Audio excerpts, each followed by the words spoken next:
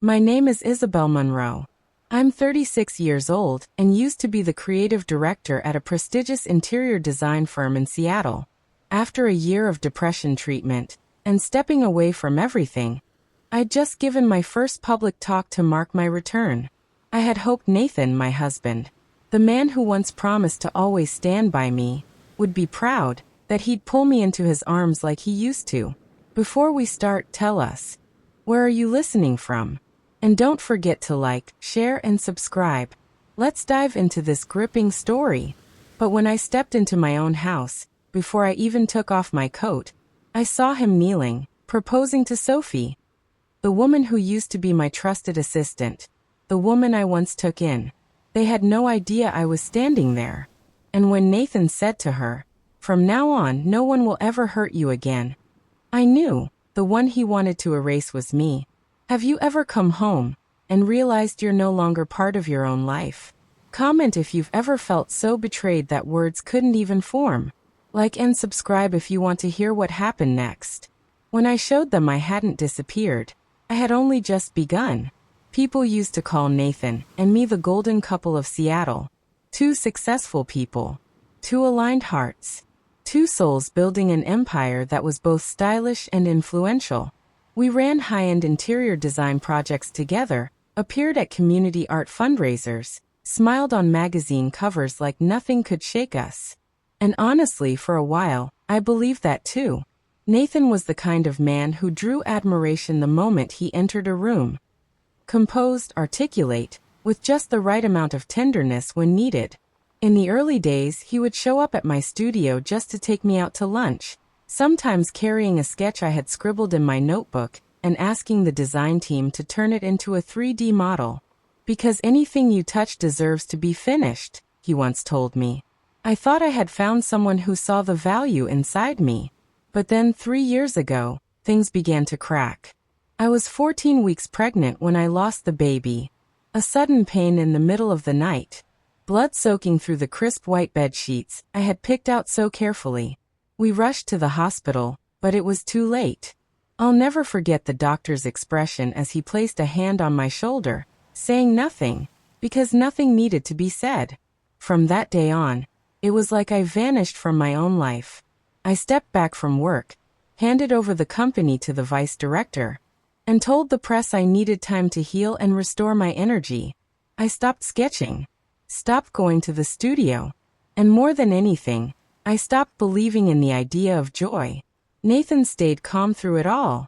He didn't cry, didn't blame anyone, didn't hold me longer than usual.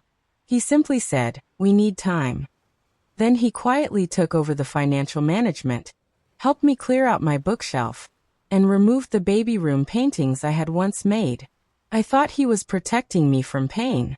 But looking back, I realized it was when he began removing me from his life, piece by piece. And then Sophie showed up.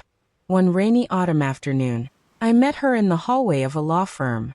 A young woman with messy curls holding a divorce file, eyes puffy from crying, but still forcing a polite smile.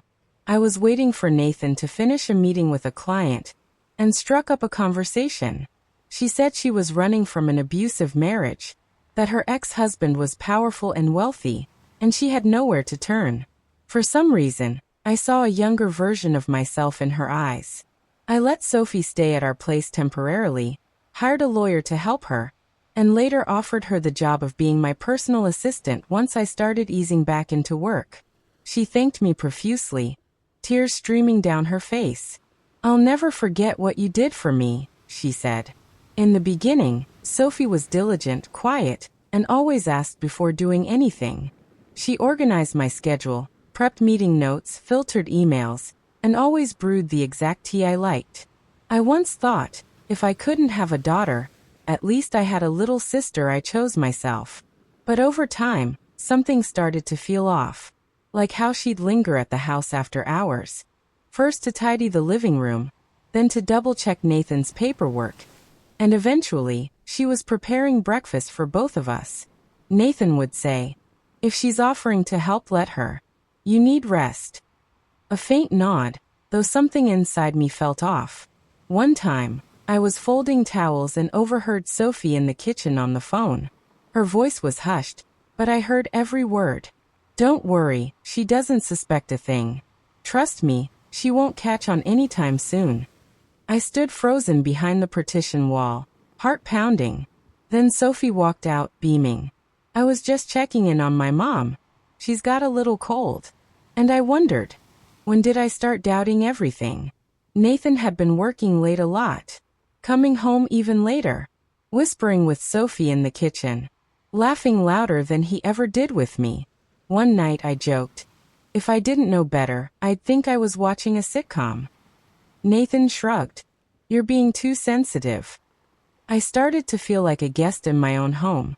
I tried to push the feeling away, reminding myself not to doubt the man who had stood beside me through the brightest years. But then one day, I opened my laptop to find an old sketch, and discovered I was locked out of my company email. Sophie had reorganized the system. That was her explanation. Another time, when I asked to review our bank accounts after noticing some large transactions, Nathan gently replied, "I moved some funds into a long-term investment account. Don't worry, I've got it covered." My lips curved, an automatic, robotic motion, then turned away and started remembering everything. I didn't know exactly when it started between them, but I knew this. They were so sure I'd never see it coming, that I was too fragile to suspect, that I had disappeared. They were wrong. I don't remember the exact moment my suspicion turned into certainty. Maybe it was the first time our shared credit card got declined during a routine morning coffee. The barista looked at me sympathetically, and I chuckled. Probably a system error. But when I checked the banking app, every account under my name, both personal and joint, had vanished from the dashboard. No error. No alert. Just gone. I called the bank. The representative politely explained that due to updated access permissions, I should speak to my husband, the primary financial coordinator. When I said I was a co-owner, she apologized. "According to the current system, you no longer have access rights." I hung up, my hands trembling with rage. Nathan came home late that day, as usual. I asked casually, pretending it was a minor curiosity. "I couldn't log into the accounts. Something wrong?" He looked at me. No raised brow. No surprise. He temporarily locked them to deal with some tax issues. You know, the long-term investments need to be shifted early to avoid double taxation. Nothing to worry about. I forced a smile. "Okay, just let me know next time." "I will," he said, kissing my forehead as if nothing had happened. But I understood, and I began tracing everything back. I opened the filing drawer in the home office where I used to store documents for property purchases, investment agreements, life insurance, and older design licensing contracts. What I found were updated versions, all bearing Nathan's name. Mine was either gone or listed only as reference party or dependent. I remember perfectly the purchase agreement for the penthouse in downtown Seattle.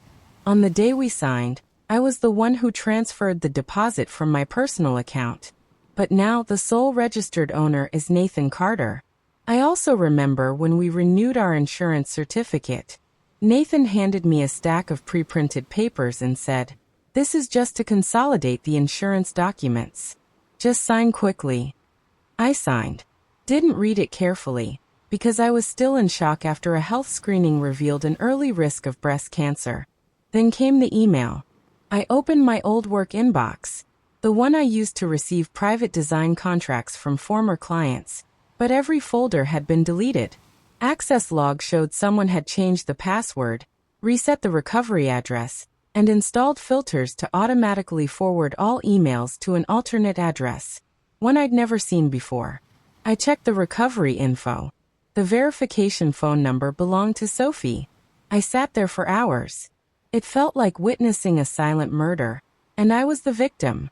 I called the law firm where Nathan worked, pretending I wanted to book an appointment with a partner to consult on asset authorization. The assistant cheerfully asked, "Miss Monroe, right? Nathan mentioned he'd be sending the temporary medical guardianship paperwork to you this week. Would you like help filling it out?" Medical guardianship. Yes, per the court request. Since you have a history of mental health treatment, the court wants to ensure a family member is legally authorized to assist should any signs of instability appear. It felt like someone poured ice water down my spine. I hung up. I don't even remember what I said after that.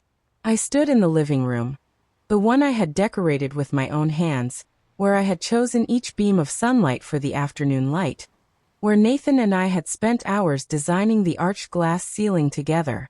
And now I was another piece of furniture removed from the asset list. A week later, Nathan emailed me with the subject line, "Proposal for long-term legal protection." In the email, he gently explained that he had consulted with an attorney to ensure you wouldn't be stressed by financial responsibilities, and that if you agree to sign, I'll handle all management. Focus on your emotional recovery. I had no doubts left. No more thinking maybe I'm being too sensitive. No more excusing excessive concern. I wasn't crazy. I had been conditioned to believe I was crazy, and they had nearly succeeded. But what Nathan didn't know was that I had already started recording every phone call, every word he said, every suggestive phrase. He thought I was fading, but I was quietly capturing the entire performance from the inside. I didn't think life could get worse than that, until a Friday afternoon when I ran into Rachel, my best friend from college. We had once been inseparable, studying design together, building careers together, witnessing each other grow. But after I got married, the distance between me and my old friends grew, not because they changed, but because I had pulled back too long under the illusion of stability. Seeing Rachel again, I couldn't hide my emotion. She hugged me tightly in a little bookstore in our old neighborhood, like nothing had ever come between us. "Oh my God, Isabel, you still look amazing." I smiled faintly. If amazing means someone whose husband just took everything and is now trying to declare her legally incompetent, then sure. Rachel froze. "What? Nathan?" I nodded, the smile sharp and bitter. "And Sophie too. Remember the brunette assistant I told you about? She's pregnant now, with Nathan's child." Rachel stared for a few seconds. Then she pulled me across the street to a cafe, placing her hand gently over mine. "I need you to stay calm and hear this." Rachel opened her phone and pulled up an article. Criminal attorney Nathan Carter and his fiancée spotted at the American Children's Foundation Gala. A fresh start after family tragedy. I stared at the headline, unable to believe my eyes. In the photo was Nathan, his hand resting on Sophie's clearly pregnant belly, easily 4 months along. She wore a white satin dress, leaning against him like they were already a real family. And me? I was just an edited memory. Rachel exhaled. "I don't know what game they're playing, but they've been showing up at nearly every event lately." Sophie introduces herself as Nathan's fiancée. "You're mentioned as a woman with a history of psychological instability, who is now receiving the proper care and love she needs." I went stiff. "What did you say?" "Nathan's been telling people you refused treatment, that you lost control, ruined contracts, fought with investors, that he had to step up to support Sophie, a strong woman carrying his child." Rachel's words were sharp and deliberate. I tilted my head back and closed my eyes. It felt like thousands of shards of glass scraping through my brain. Each shard a past conversation. A glance Sophie once gave me. A whisper from Nathan, the man I once believed was love. I opened my phone and went on social media. News of Nathan and Sophie flooded law blogs and local business magazines. They were painted as a symbol of recovery after loss, a couple who had overcome the shadows of their past. And me? I was the shadow they rewrote their story around. On a blog for female entrepreneurs, I read one line that made my blood run cold. Perhaps it's time for former industry leaders like Isabel Monroe to learn how to exit gracefully. Exit gracefully. I wanted to scream. I didn't exit. I was erased. Stripped of my rights. Robbed of the truth. Recast in someone else's script. Rachel sat still, holding my hand. "Are you going to fight back?" I let out a dry laugh. "Fight? How?" when they're using my history of depression as a weapon. You're not the only one who's ever broken, Isa. Rachel squeezed my hand. But you're the only one sharp enough not to lose yourself completely. Do you know anyone who's worked with the press? Or someone who could help recover deleted data from an old account? Rachel looked at me like she saw the light returning to eyes that had been dim for far too long. I know a few people, she said. And Isabel. I turned to her. You don't need to become the famous CEO again. But if you want to flip this whole game, they're not going to be ready for it. And I'll be right here beside you. 3 days after meeting Rachel, I sat in a small cafe near Capitol Hill, waiting for the only person I felt I could trust at that moment, Thomas Green. Thomas had been a classmate of mine at Yale.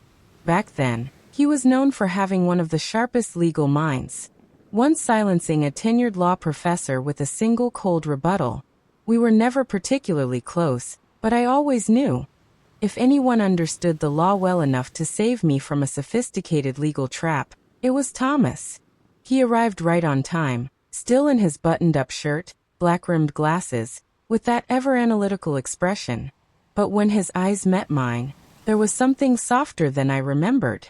"Isa," he said, skipping any small talk. "Rachel told me what's going on. I've already reviewed some of the information." I pulled a printed file from my handbag, proof that my bank accounts had been reassigned, property ownership documents altered, though they still bore traces of my name, and most importantly, the draft of the legal guardianship petition Nathan was preparing to submit. Thomas flipped through each page. He didn't say much, just nodded occasionally or furrowed his brow. Finally, he looked up. "You're being manipulated. And if you don't act in less than 60 days, you'll be legally and financially erased." I tried to stay calm. "Meaning I'll have nothing? Not on paper? And if I sign that medical guardianship form, even a preliminary version, Nathan will have the authority to make every financial decision on my behalf." Thomas nodded. "I won't sign. But I need evidence. I need to flip this game." Thomas leaned back in his chair, arms crossed. "All right. But Isa, you need to be ready to fight. Not to win, but to avoid being erased completely." "I've already disappeared once, Thomas. I won't let it happen again." From that day forward, I moved through my life like a stranger, observing, recording, tracking. I returned to the old house once, under the pretense of picking up a few personal items before transferring the property. Sophie wasn't home. Nathan was entertaining guests. I knew the code to the safe in the home office. It hadn't changed since our first year of marriage. Inside were the usual folders: investment portfolios, banking documents, retirement account summaries. But something caught my eye. A new compartment tucked deeper underneath. I pulled it out, and my chest tightened. Inside was Sophie's personnel file. The file I had once asked Nathan to vet carefully before hiring her as my personal assistant. I flipped through each page. Criminal record clearance in Washington State, employment history, preliminary pay records. Everything was flawless. Too flawless. I traced the old address listed, somewhere in Texas. That night, I went home and reached out to a former colleague in the design industry who had lived in Austin. A woman named Elena, who once worked on event planning and had hired Sophie for a support role. Elena remembered clearly.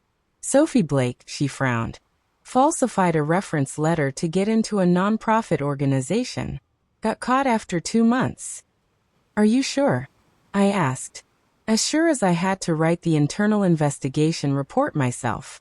She vanished afterward. No one pressed charges. The organization didn't want a scandal.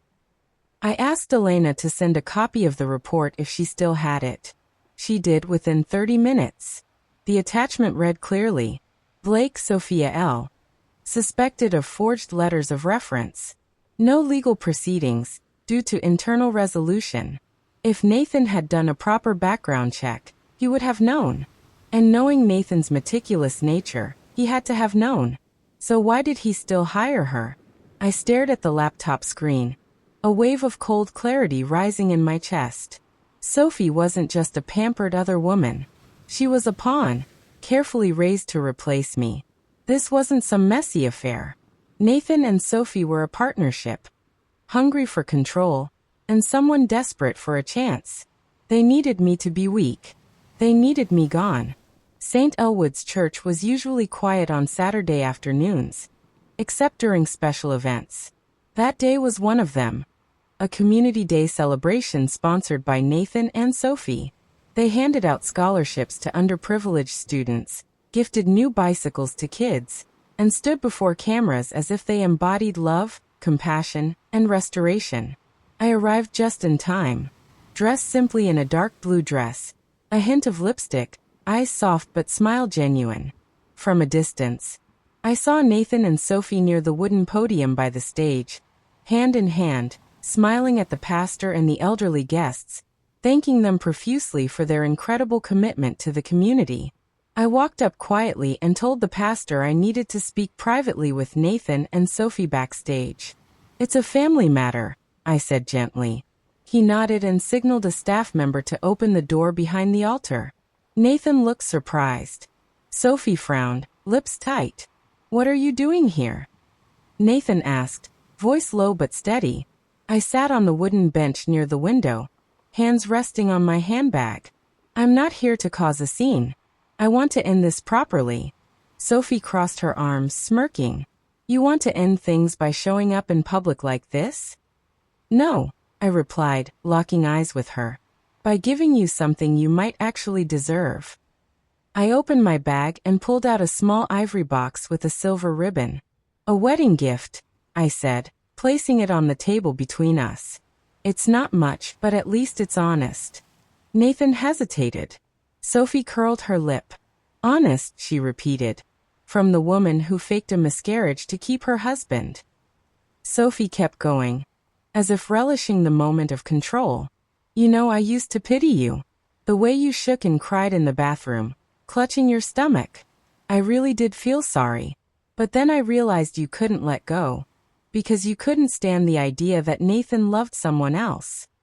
Her eyes lit up when she saw I didn't react. "You thought you were smart, Isabel. But you slept for months without even knowing your meds had been switched. You handed me that bottle yourself, remember? Sophie, can you help refill my prescription? I'm too tired. I changed the label. That's it. And you slept through the whole spring." I turned to Nathan. He stared at the floor, jaw tight, silent. "Did you know?" I asked quietly. Nathan swallowed hard. I didn't agree with it. But when things calmed down, it was more convenient. I finished. I rose, smoothing out my dress. "Thank you both for your honesty. I think I've heard enough." I walked out of the room, leaving the little box on the table. No one knew that inside it, nestled beneath velvet lining, was a camera no larger than a fingernail, the kind used in smart jewelry boxes. It had recorded over 20 minutes of confession from two people who had betrayed me. In the car ride home, I plugged the memory card into my laptop. The footage was crystal clear. Sophie's cold gaze, Nathan's silence, every single cutting word, unedited. I replayed a section. I switched her medication. She never noticed a thing. Honestly, if she signs the medical guardianship papers, it makes everything legit. I closed my eyes, leaning back into the seat, a sting rising in my nose. Not from pain anymore, but because I had finally heard what I'd felt for over a year. What no one had believed. I didn't expect the invitation to speak at the Women Shaping the Next Generation Gala to come right then. The organizers said they wanted me to share my journey of overcoming adversity, recovering from depression, and returning to design as an inspiring story. They brought up the years when I was one of the most prominent figures in West Coast luxury interiors. Once called the light artist by American Modern Home for my use of natural sunlight to shape space. I accepted without hesitation, because I knew Nathan and Sophie were among the event's top sponsors. And because I was ready. That day, I wore an ivory dress, simple, elegant, understated. Hair in a bun. Nude lips. Not radiant but composed. Before leaving the house, I double-checked my device, a tiny USB loaded with the edited video. Half my healing story, half the truth they tried to bury. I arrived at the venue an hour early and handed the clip to the AV technician, someone I had already approached 2 days before, posing as a cautious speaker who wanted everything to run smoothly. He nodded and said politely, "We'll play the clip at your cue during the presentation." The ballroom was tastefully arranged, warm golden lights glowing on each table, decorated with flowers under the theme, Lift and Restore. Nathan and Sophie sat at table 3, near the stage. They didn't spot me right away, but I saw them clearly. Sophie was visibly pregnant. Her hand rested on Nathan's shoulder as he leaned in to whisper something that made her laugh. I took my seat, nodding at a few familiar faces in the industry. Everyone smiled politely, though I knew many still thought of me as the woman who lost it after the divorce, as one article had said. At 8 p.m., the lights dimmed. The MC introduced me with respectful words. One of the first to bring therapeutic intention into spatial design. A woman who has worked with hospitals, schools, even elder care facilities, bringing light into places forgotten. I stepped onto the stage. Applause echoed. I stood tall, hands resting on the podium, looking out at the audience, and directly at table 3. "My name is Isabel Monroe," I began. "And perhaps some of you have heard a different version of me. A woman who suffered from depression, who stepped away from her career after losing direction, who disappeared." I paused. A few chairs shuffled. But tonight, I want to share something else. Not how broken I once was, but how true strength begins the moment you stop letting others define you. I gave a subtle signal to the tech booth. The screen behind me lit up.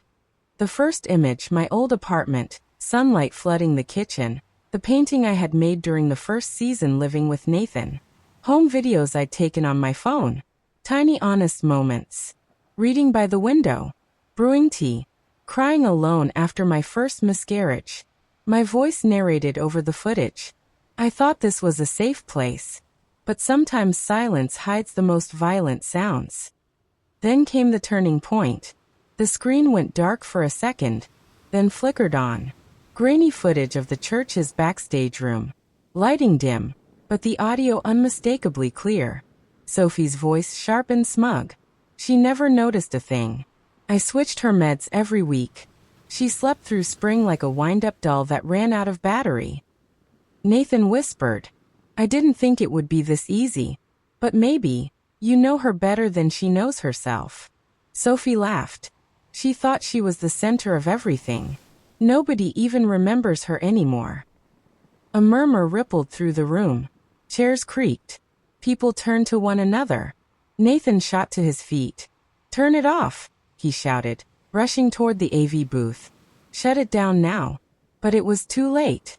The MC tried to intervene, but Nathan had already reached the stage. I turned to face him. "For the first time since everything, you know this is a setup," he hissed through clenched teeth. "You had no right." "I have every right," I cut in, voice calm. "And more than that, I have the truth." Sophie pushed back her chair and rose. One step, two, then she stumbled. Someone shouted, "She's fainting." People rushed in. Chaos broke out. Medical staff arrived swiftly and carried Sophie out. I stayed on stage, my hand gripping the wooden podium. The screen remained lit. The final slide I had embedded appeared. White text on black. Emotional abuse is real. And those who control often act behind closed doors. But once the light is turned on, it never fades. I took a deep breath, then bowed my head. No applause. Only a heavy silence. Like the surface of a lake just struck by a stone. Not yet rippling. And in that silence, I knew the storm had arrived. But this time it wouldn't swallow me whole. It would drown the ones who created it. 1 week after the gala, every morning headline in Seattle read the same. Attorney Nathan Carter and girlfriend exposed for psychological manipulation. Alleged financial misconduct. Video goes viral. I didn't share the video with any news outlet, but as if by some unspoken law, the things that need to be seen find their way into the public eye. That morning, I stepped out of my usual coffee shop on Pine Street and caught the gaze of a middle-aged woman. She approached quietly and gently took my hand. "Thank you," she whispered, "for saying what so many of us have kept inside. We're still here, but we've been silent for far too long." I squeezed her hand, speechless. My throat tightened because I understood every word. Sophie was fired from the charity within the same week the scandal broke. The board of directors held an emergency meeting after receiving a petition signed by over 2,000 people, most of them women, who had followed the reintegration program she had overseen. But what shocked me more was that Sophie lost custody of her own daughter, an 8-year-old girl who now lived with her biological father in Portland. I didn't feel joy. On the contrary, I felt bitter. That child wasn't to blame. But life sometimes chooses to expose consequences in the harshest way possible. I heard the girl now lives with her aunt in a more stable and loving home. As for Nathan, things unraveled faster than I imagined. Less than 3 weeks after the gala, the Washington State Bar Association announced the indefinite suspension of his law license, citing professional misconduct, deliberate manipulation, and financial fraud against a legal dependent. The investigation into Nathan's finances revealed a hidden network of accounts under shell corporations, draining shared assets before property division. But thanks to the statements I had quietly backed up in advance, most of the funds were frozen in time and ordered to be returned. I didn't press criminal charges. Not because I forgave them, but because I didn't want the next chapter of my life drowned in courtrooms, testimonies, and dark memories. I returned to design work 6 months later. But this time, I didn't take on high-end real estate projects or work with investors obsessed with cold luxury mansions.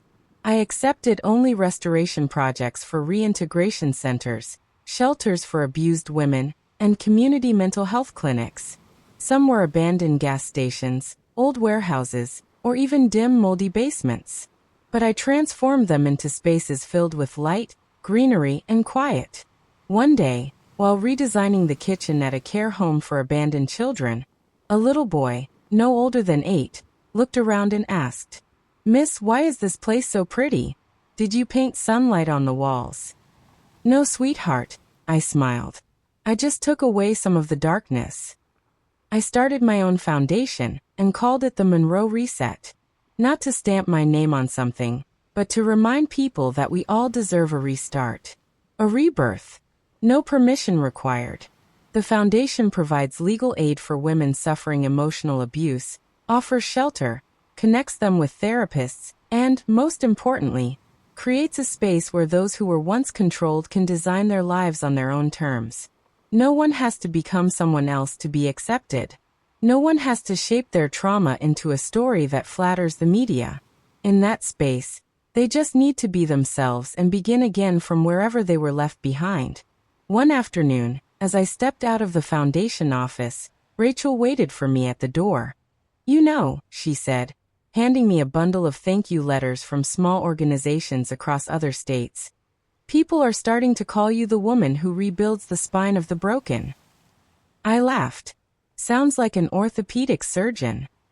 "But for the parts no one can see," Rachel replied, her voice steady.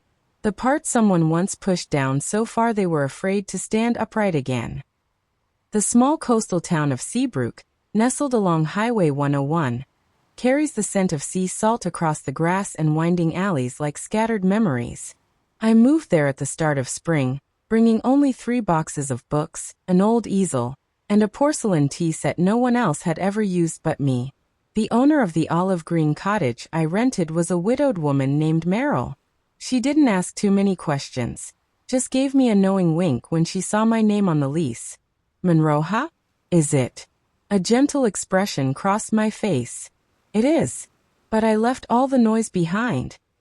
On my first day settling in, while placing lavender pots on the porch, a curly-haired girl around 7 rode by on her bike, then screeched to a halt. "Are you the new lady?" "Not exactly new. I lived here when I was little. What about you?" "I'm Emily Hayes. My house is down the block. My dad's name is Michael." She grinned wide. I recognized her last name instantly. Michael Hayes. When I was young, I spent a few summers in Seabrook with my grandmother. Michael had been the boy who folded paper boats in the backyard.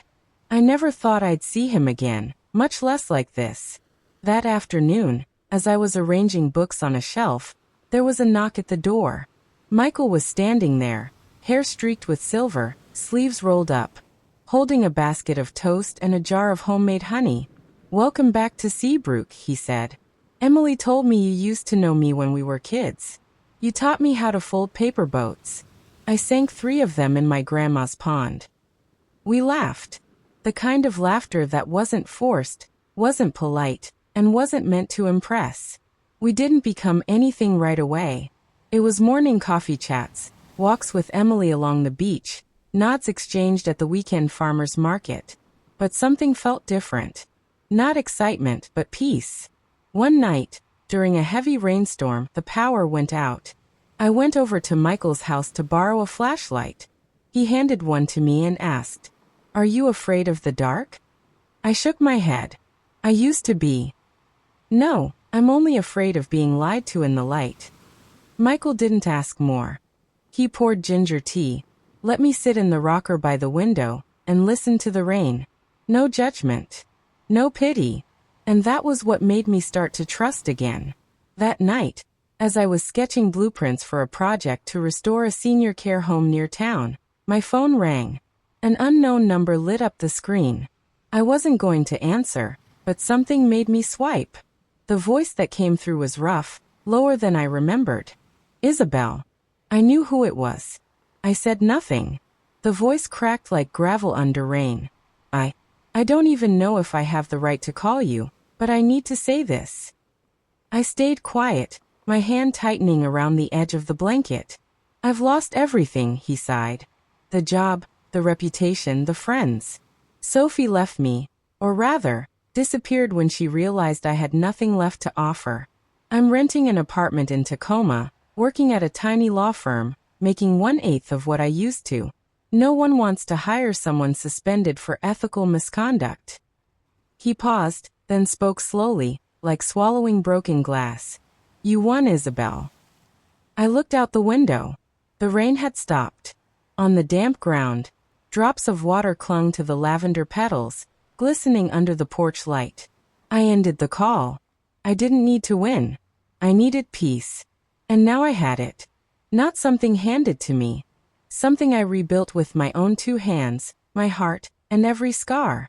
The exhibit took place on an early autumn day when Seabrook was blanketed in a thin mist over rooftops and sand, like someone had exhaled softly into the morning. I titled the event "The Quiet Return." No fanfare. No press coverage. Just a bright room, framed paintings on the walls, and the slow footsteps of people who once knew me, or thought they did. The gallery was housed in a renovated old warehouse near the harbor. I chose it because it had once been abandoned, damp, and deemed worthless. Much like how people used to look at me when all that was left of me felt like ash. In the center of the room, I hung the largest painting. The background was a cold, misty white, layered with delicate thread-like lines intersecting one another. No clear shape. No easy meaning. But if you looked long enough, you'd see a figure standing upright inside the swirl, with a faint light emerging from the chest. Beneath the painting, I placed a small brass plaque engraved with the words, "They took everything except the part of me that refused to disappear." It was a sentence I had once scribbled on the back of a pillbox the night Nathan handed me the temporary guardianship papers, and told me I should consider long-term rest. I never threw that box away. I kept it in a drawer for a year to remind myself that even handwriting, something so small, could be the only thing left when everyone else had decided you were done. When it was my turn to speak, I brought no notes, no prepared remarks. I simply stood among the guests, hand resting gently on the wood of the podium, and looked around. Rachel nodded from her seat. Michael stood behind, next to Emily, who was fiddling with the ribbon tied to her arm, once worn by my mother in her final years. Someone asked me, "Why did you stay silent for so long before speaking up?" And I think it's because some wounds, if spoken too soon, only echo your own fracture loud enough to drown any chance of healing. I glanced at the large canvas in the middle of the room. I didn't survive because of revenge. I survived because I refused to let others define me as a victim. I've been called weak, unstable, the one left behind. But today I stand here whole. Not because they forgave me, but because I gathered myself back together. I paused. My hand trembled slightly, but I didn't hide it. Some see silence as weakness. But for me, silence was where I started over. Not to retreat, but to prepare. Not to disappear, but to re-emerge, at the right time, in the right way as the person I truly am. And when someone asks me, "What's your greatest achievement after all of this?" I won't say reclaiming my reputation, or exposing anyone. I'll say this. It's being able to eat breakfast in the sunlight, read a book without bracing myself, and look up when someone calls my name, without fearing they're calling for an old version of me. I stepped down from the podium. No roaring applause. Just quiet gazes, a nod from a man at the end of the row, and Emily's small hand slipping into mine as I walked past. That night, back home, I opened my laptop to check a thank you note from the event organizers. The screen went dark for a second before lighting up again. I opened the final slide of my collection. The line I had written months earlier appeared in white on black. Some betrayals ruin your life. Some remind you to rebuild it. And some teach you how to rise like no one's watching. I read it once more, then closed the laptop. Outside the window, the ocean was still breathing softly. Peace is not the reward for those who win. It is the gift for those who choose to pause at the right moment and dare to move forward with no one waiting. Have you ever been pushed into the dark by the very person you trusted most? Then had to find your way back? Not to retaliate, but simply to live in truth? My story is not just a warning about betrayal. It's a journey to understand this. Silence is not weakness. Forgiveness is not forgetting. And healing never means returning to the place that broke you. If you've ever stood between staying quiet to keep the peace or stepping into the light to protect yourself, I'd love to hear which path you chose. Share your thoughts in the comments. You never know. What you've been through might give someone else the strength to rise from their own wreckage. And if stories like this resonate with you, real slices of life about family, loss, and healing, don't forget to follow this channel. Each week, we'll bring you more deeply human, emotional, and most importantly, true stories.